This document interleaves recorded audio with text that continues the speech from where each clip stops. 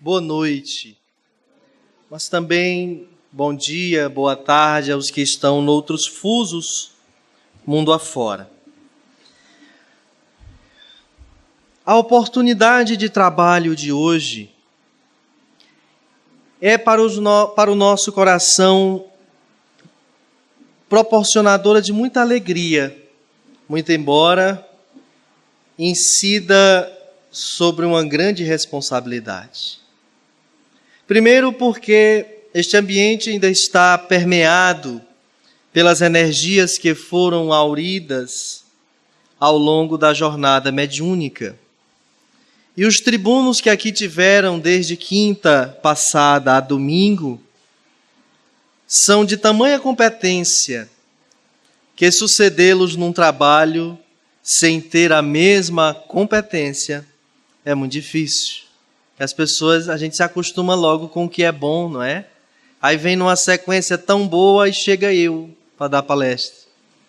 Aí desorganiza. Segundo, porque o nosso coordenador do Departamento de Educação Doutrinária, muito gentilmente, nos concedeu hoje 2 temas num só.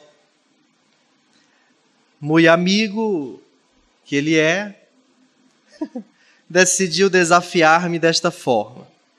E em terceiro lugar, porque não é fácil articular um assunto quando ele emana de nós próprios muito pouco. Porque uma vez sabedor de minha condição mento-moral na presente encarnação, sei perfeitamente bem o quanto sou falho no cumprimento do meu dever e o quanto ainda estou equidistante de uma postura verdadeiramente virtuosa. Ainda assim, aceito com muita alegria a oportunidade de falar sobre estes assuntos, posto que me é uma oportunidade a mais de cravar este conteúdo na minha consciência e no meu coração, favorecendo com isto que em breves dias, em breves momentos, possa eu chegar à condição ideal em que não mais precisarei ocupar tribuna para pregar. Meus atos serão suficientes por onde quer que eu passe. E não obstante o reconhecimento de público que faço, da ausência em mim de todas as informações transcritas nos 2 textos aqui presentes no capítulo 17 do Evangelho segundo o Espiritismo, gostaria eu de aproveitar a ocasião para motivar-me a pensar sobre este assunto e também motivá-los.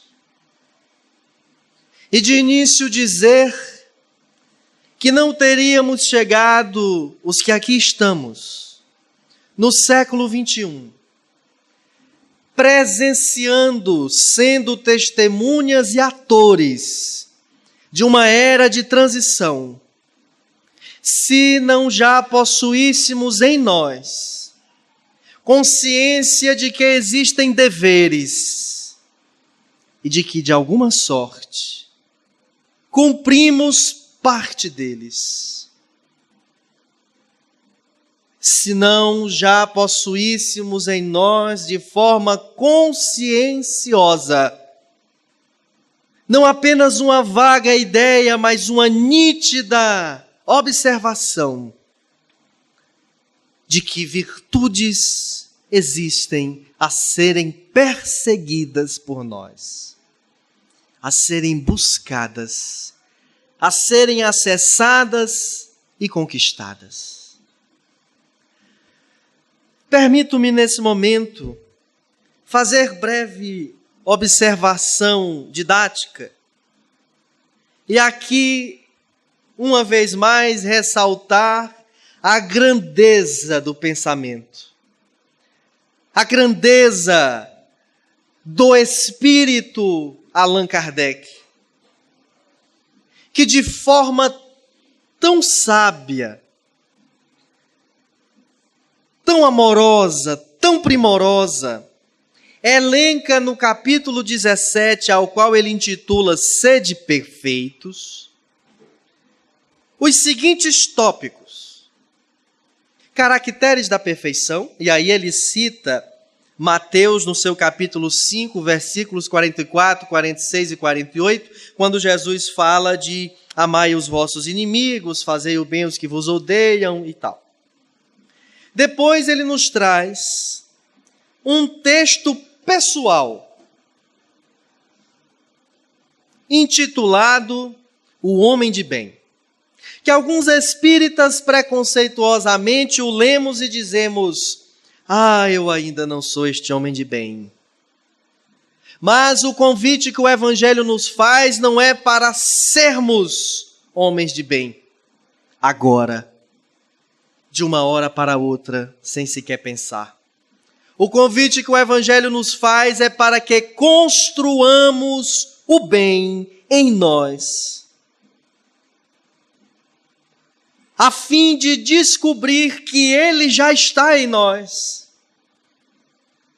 na centelha divina de amor, que faz parte da nossa consciência, onde está escrita a lei de Deus. Kardec fala sobre os caracteres do homem de bem e depois faz uma alocução, um texto pessoal sobre os bons espíritas, dizendo em Os Bons Espíritas que estes não podem ser bons espíritas sem serem homens de bem, e que a moral do Cristo preconiza todas as virtudes que precisamos exercer, conhecer, vivenciar e exercer. Aí ele coloca bem ao meio a parábola do semeador. Com que intenção Kardec faria isto? Qual foi o raciocínio por ele empregado? E na sequência ele começa as instruções dos Espíritos, com 5 instruções, 2 delas nós veremos nesta noite: o dever e a virtude. O texto O Dever, como instruções dos Espíritos, é assinado por Lázaro, no ano de 1863, na cidade de Paris. E traz logo no seu primeiro parágrafo a seguinte conceituação para servir-nos de reflexão: o dever é a obrigação moral da criatura para consigo mesma primeiro, e em seguida para com os outros. O dever é a lei da vida. Com ele deparamos nas mais ínfimas particularidades, como nos atos mais elevados. E dissecando, dividindo essas palavras para melhor compreendê-las, nós vamos encontrar: é a obrigação moral da criatura para consigo mesma. Ou seja, nenhum de nós está livre da obrigação de exercer deveres. E que conceito tem a palavra obrigação nesse contexto? Aquela de que alguém vem e me obriga a fazer ainda que eu não queira? Não necessariamente. Aquela que quer dizer que mais cedo ou mais tarde, agora ou mais na frente, eu terei que cumprir com aquilo que me cabe. E o que me cabe? Progredir. Estamos fadados a uma única condição: progredir. E esse progresso, para ser meritório, só se dá através de repetidos processos encarnatórios e reencarnatórios, para que através da vivência e convivência com seres humanos como nós, possamos desenvolver, dar cumprimento a virtudes que nós achamos muito bonitas na sua descrição, mas que só podemos saber, mensurar, avaliar se as possuímos quando postas em prova. Paciência. Não é bom um lugar, uma casa, um grupo de trabalho onde existe paciência das pessoas umas com as outras? Não é ótimo isto? Mas como vou saber se tenho paciência se não for eu desafiado a testar a paciência com alguém que descumpre regras, que descumpre tarefas, que favorece a um desequilíbrio no ambiente? Então, aquele meu familiar difícil, aquele meu colega ou patrão insuportável, são seres que de algum modo possuem ligações fluídicas conosco e que nos servem, além disso ou independente disso, como professores, como supervisores, como aqueles que nos auxiliarão a adquirir paciência.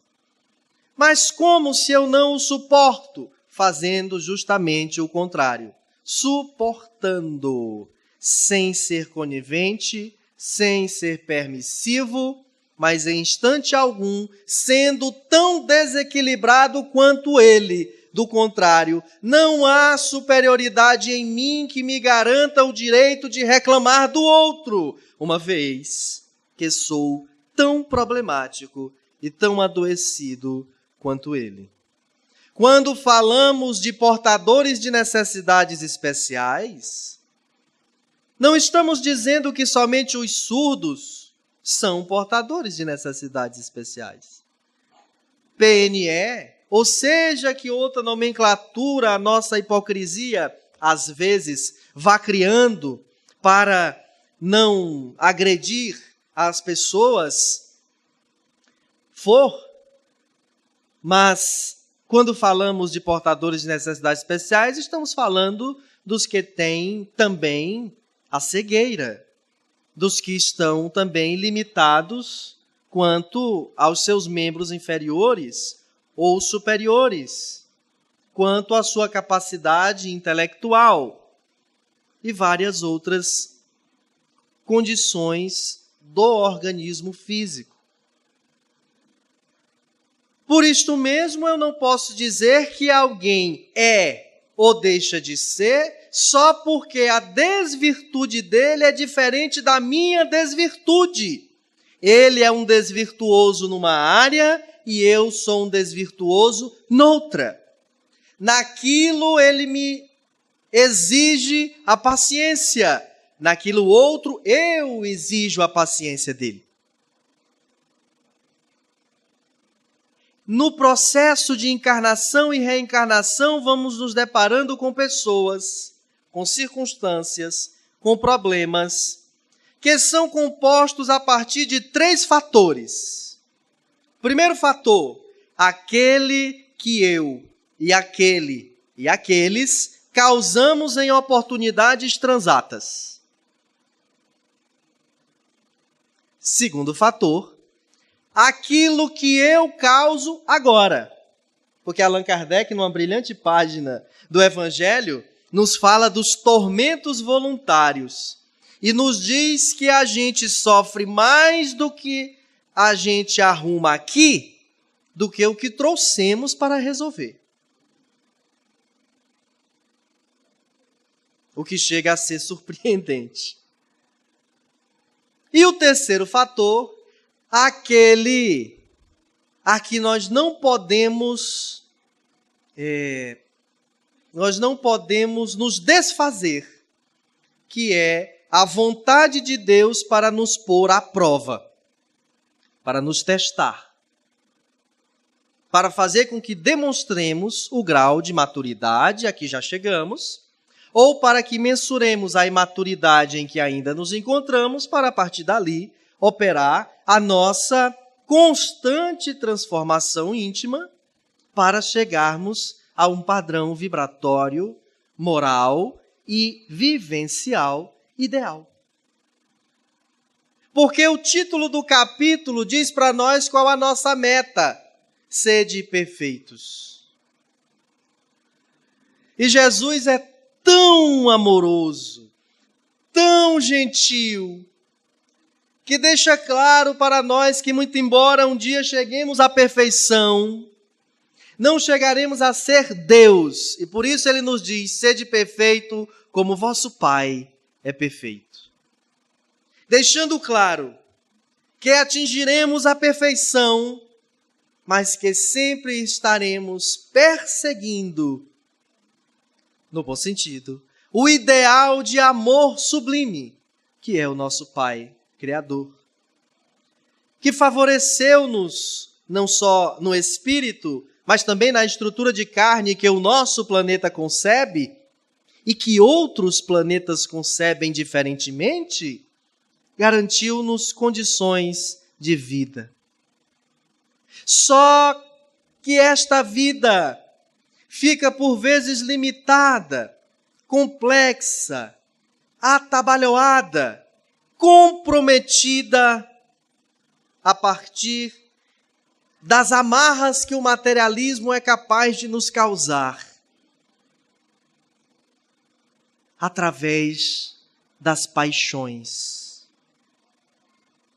Sejam elas quais forem, aquelas paixões que não nos deixam pensar, que não nos deixam desapegar, que não nos deixam progredir, porque nos aprisionam a padrões vibratórios mentomorais que nos impedem de perdoar, que nos impedem de compreender, que nos impedem de dar uma segunda chance, que nos impedem de esquecer.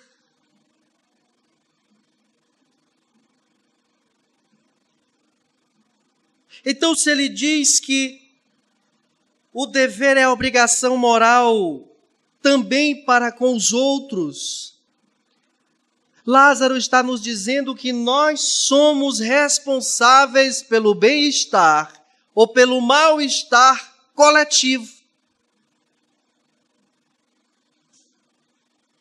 Coletivo da casa em que moramos, coletivo do ambiente em que trabalhamos profissionalmente, coletivo do bairro, da cidade, do estado, da nação, do planeta. Então nós temos deveres para com a humanidade. Mas Samuel, que dever tão grande é esse que nós temos para conosco e para com a humanidade?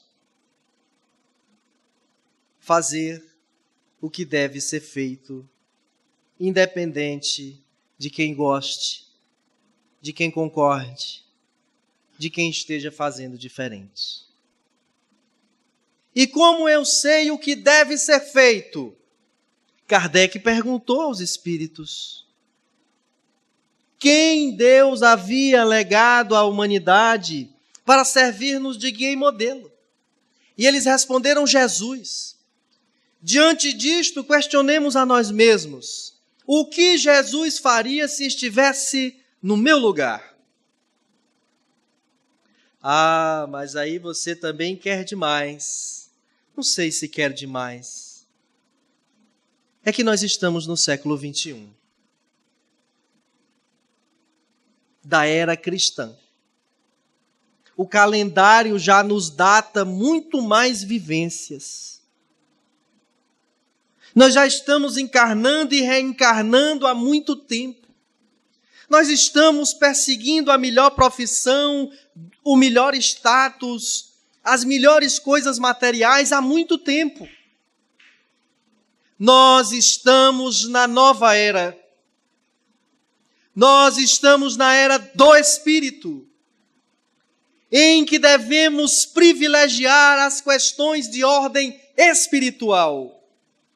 E se o meu espírito clama por um desenvolvimento moral, nesta, naquela e noutra área, é a Ele a quem eu devo atender, proporcionando a Ele a aquisição de conhecimentos que libertam, proporcionando a Ele o exercício, a experimentação desses conhecimentos que libertam, proporcionando a Ele o encontro consigo mesmo através do autoconhecimento, da aquisição do auto-amor, para não ficarmos apenas no amor próprio, que é desdobramento do egoísmo,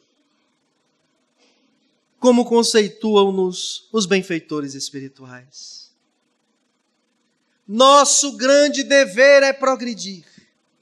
E progride-se amando, progride-se trabalhando, progride-se convivendo, progride-se relacionando-se com Deus, com o sagrado, progride-se praticando a caridade.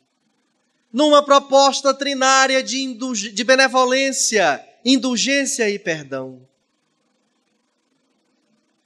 E qual a forma menos dolorosa de eu exercer o dever?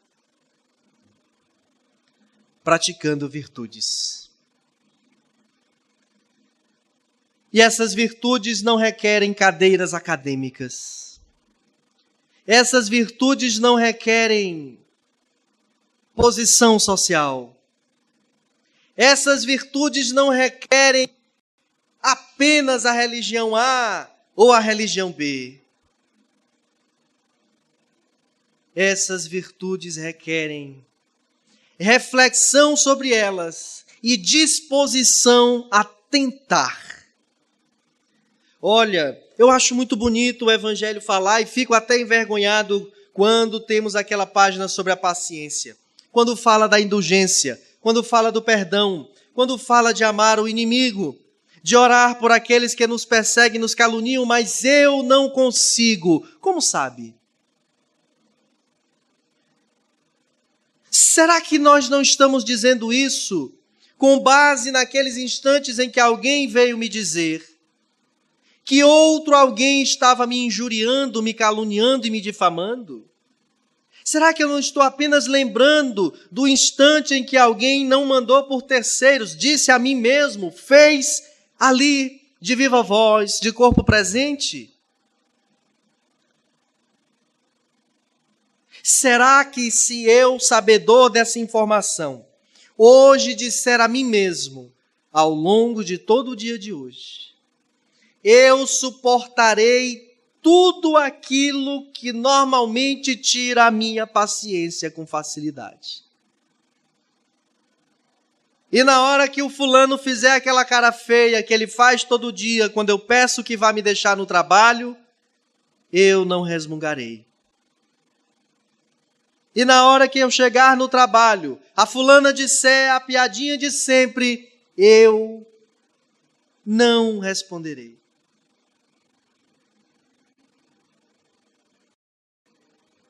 E quando acontecerem aqueles incidentes de percurso da pessoa que me fecha, de alguém que me confunde com outro e me perturba, eu não responderei.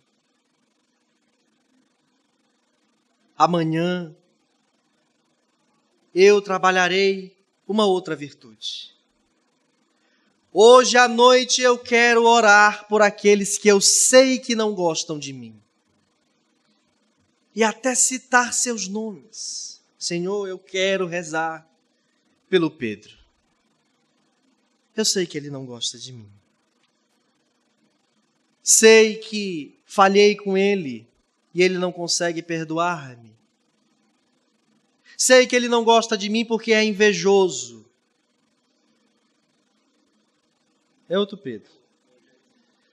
Mas eu quero pedir, Senhor, que abrande o coração dele. Que suavize a sua mente, a sua alma, para que ele deixe de derramar tanto fel. Experimente. Se permita. Em breve perceberemos a transformação fluídica, a transformação do próprio indivíduo e a transformação nossa. Quando nós passamos a identificar o outro não apenas como um inimigo, alguém invejoso que quer destruir-me, mas alguém que está em conflito com as suas emoções, alguém que pode estar até sujeito a obsessões de variada ordem, e que na tentativa de não só persuadi-lo ao mal, tenta também me desencaminhar.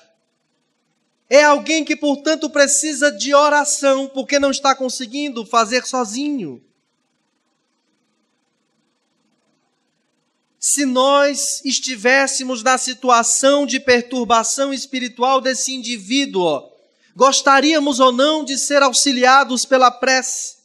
Gostaríamos ou não que alguém fosse superior às nossas questiúnculas imorais e com isto desprendesse sobre nós um carinho, uma atenção, uma cordialidade, um respeito, como nós legamos a uma criança que não sabe o que diz, o que quer e o que faz. Eis a virtude. A virtude de saber que eu não posso chegar lá, estender-lhe a mão e dizer, levanta-te. E dizer, olhando aos céus, ensanguentado, de braços abertos, Pai, perdoa. Ele não sabe o que faz. A virtude de reconhecer o nosso tamanho, de reconhecer a nossa condição, mas a virtude de, ao mesmo tempo, dar um passo adiante, rumo à condição mento-moral que nos torna maiores em estatura moral. Nós, os espíritas, nós, os cristãos das demais escolas, temos conosco um grande dever, o dever de praticar o que Jesus ensinou. Porque cristão é ser seguidor de Cristo. E como seguidor de Jesus, devemos nós justamente adotar os comportamentos que ele adotou. Mas se nós ficarmos dizendo a nós mesmos que é muito difícil, que não conseguiremos, que ainda estamos muito distantes, de fato não sairemos dessa condição mental, vibracional. É preciso nós nos permitirmos, da forma que nós nos permitimos hoje dormir até um pouco mais tarde, porque estamos cansados, hoje ir à festa tal, porque há tempo não vou, se permita fazer aquilo que moralmente ainda não tinha conseguido fazer. Se permita tentar perdoar. Se permita tentar orar por aquele que lhe persegue e lhe calunia. Se permita, no dia de hoje, não colocar-se em confronto com aquele que pensa diferente de você na sua própria casa sobre a sua religiosidade, sobre a sua espiritualização. Ao contrário, converse com ele sobre os assuntos dele. Sente ao lado dele. Assista com ele. Porque enquanto o outro não nos sentir suaves, não nos sentir melhores, não nos sentir diferentes, nada aquilo do que dissermos, servirá para sensibilizá-lo. O que vai trazer o marido, a esposa, o filho, o colega de trabalho, à casa espírita, ao evangelho, será a percepção dele de que eu me tornei alguém mais brando, pacífico. Alguém que não mais se envolve em qualquer querela. Alguém que não mais disputa lugar ao sol, porque o sol nasce para todos e não precisamos disputá-lo. Alguém que não mais disputa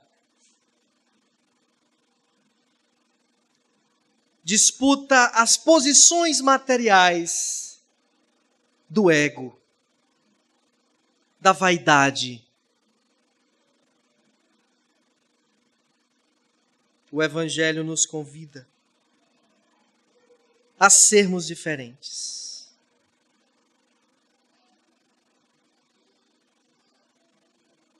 François Nicolas Madeleine, também no ano de 1863 em Paris, é quem escreve o texto sobre a virtude. E ele finaliza dizendo: um consolo para nós. Porque uma coisa que nos perturba é que a gente quer ser bom em tudo. A gente só acha que é capaz se a gente for capaz de tudo. A gente costuma não gostar muito, sobretudo de reconhecer: nisso eu faço, ou me esforço por fazer bem, naquilo ainda não. Mas eu preciso também naquilo tentar aprender. Ou se não guardar nenhum ranço disso e aprimorar aquilo em que já faço bem. Howard Gardner, a teoria das inteligências múltiplas. O emérito professor vai nos dizer que o cérebro humano é dotado de uma capacidade de desenvolver inúmeras habilidades, mas algumas a alma exerce sobre esse cérebro influência tal que faz com que ele se desenvolva mais ricamente. E por isso nós vemos pessoas desenvolvidas naquilo que o emérito professor pesquisador descobre: a inteligência linguística, a inteligência lógico-matemática, a inteligência espacial, a inteligência pictórica.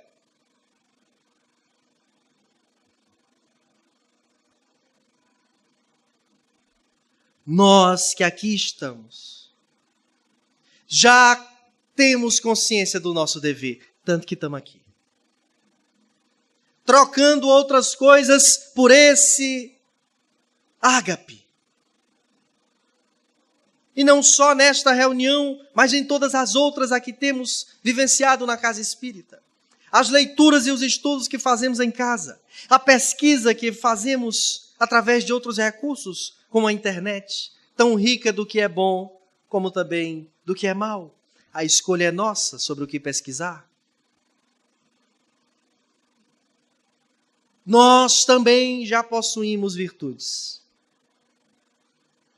Nós possuímos todas elas, latentes, por serem amplamente desenvolvidas. E ele diz: mais vale pouca virtude com modéstia do que muita com orgulho. Porque quantos há aqueles que respeitam o horário das coisas, que cumprem com as suas tarefas bem direitinho, que são pais responsáveis, que são cidadãos honestos, mas de uma empáfia, de um orgulho, de uma vaidade, que as suas virtudes chegam a machucar os outros pelo seu rigorismo, pelo seu farisaísmo, pelo orgulho é que as humanidades sucessivamente se hão perdido. Pela humildade é que um dia elas hão de se redimir. E é justamente isso que nós precisamos no dia de hoje carregar conosco, nos dias atuais. A humildade.